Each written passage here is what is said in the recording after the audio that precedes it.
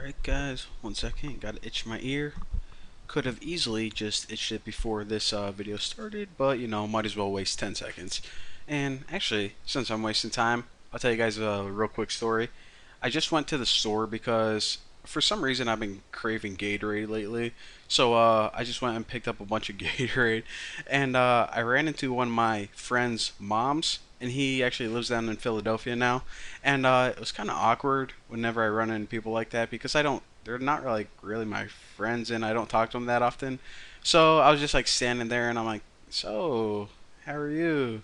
And there's like an awkward silence because we both like had nothing to say, and then we just walked away awkwardly. So I still feel a little awkward about it. So all right, probably gonna be thinking about that for like the next 10 years. So let's go ahead and get to this tutorial, which is talking more about tables. The first thing I want to show you guys how to do is, now my eye itches. Why the heck does everything itch as soon as I start filming?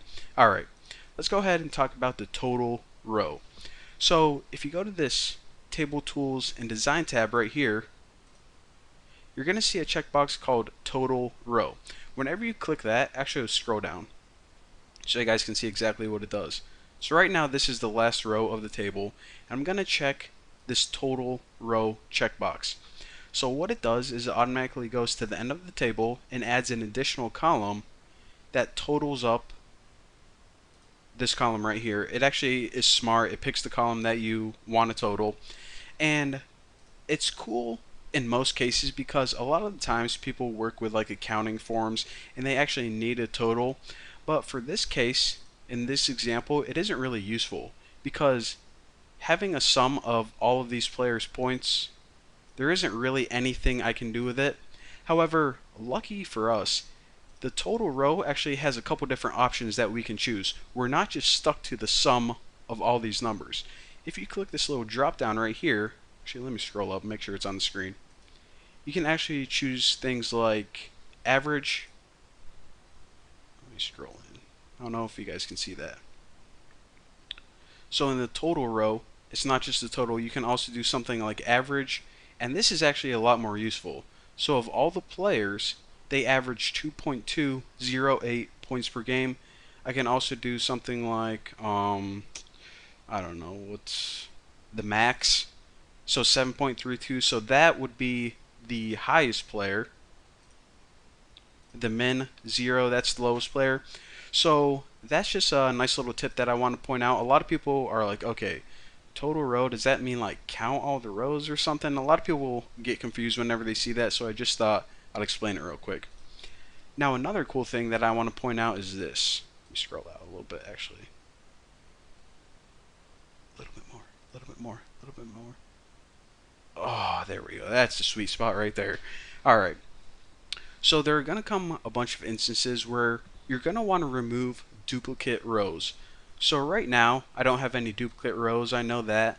But say for example, someone was, I don't know, they took a survey of everyone in the school, and they might have accidentally added some people twice to this spreadsheet. Now obviously we don't want anyone to count twice for a survey, so we need a way to remove duplicate elements. So select any table cell right here, and of course if you go to this Table Tools tab, just like before, you're going to see a button under the Tools little section right here that called Remove Duplicates. And as you can see when I hover over it, it says Delete Duplicate Rows from a Sheet. Now actually when you click it, it gives you some more options. Now these options right here are pretty much going to say, okay, what exactly am I checking for? What is my criteria I have to check for in order to remove a duplicate row? If you leave them all checked by default, then every single row, or the rows that are that it checks for, have to be 100% identical. If you just do something like name, then what it's going to check for is if any of the rows have the same name. So if two people were named Ryan Malone and they had different salaries, it would still remove them since they had the same name. So typically, most of the time, you're going to want to leave all of those checked by default, hit OK, no duplicate values found, OK. And I'll just show you guys an example in case you didn't quite follow along there. So right now there are two different games playing. Minnesota's playing the Rangers and Montreal is playing Edmonton. So if I ever go to remove duplicates and just go to game info and click OK, what this is going to do is it's going to look at all of the info in the game info column, and it's going to remove all the duplicates. So it says 86 duplicates removed. So there you can clearly see exactly what I was trying to demonstrate, but of course that wasn't very useful. It was just a demonstration. So I'm going to go ahead and undo that. Now, one actual useful thing that you're going to want to do is I want to show you guys how to sort a table in a very cool kind of way. It's kind of a special way, but it's kind of cool to me. So if you ever go to your home tab, you're going to come across this sort and filter section, and you're actually going to be using this a lot. Now, by default, you're going to either click sort A to Z or sort Z to A like 95% of the time. However, if you ever want to have more control over your sort, then this is what you can do. You can click custom sort, and this is going to allow you to add additional criteria to your sort.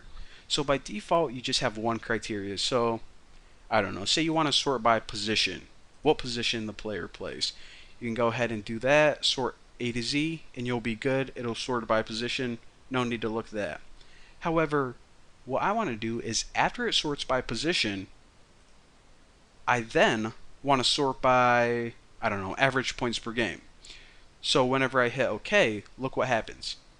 It first takes the position column and sorts it A to Z in alphabetical order, and then within each position, what it does is it takes each position and it sorts that data further from smallest to largest. So smallest to largest, and then when it gets to defense, it does it again, smallest to largest, and it does this with every single position. Pretty cool. So that's how you can have a little bit more control over your sorts. Like I said, very cool. And the last thing I want to point out is actually not even a feature that we have with tables, but actually how to turn this table back into a normal range. In other words, just turn it right into a normal spreadsheet again. It's actually really easy. Click anywhere in your table, and then in the table tools, all we have to do is hit convert to range.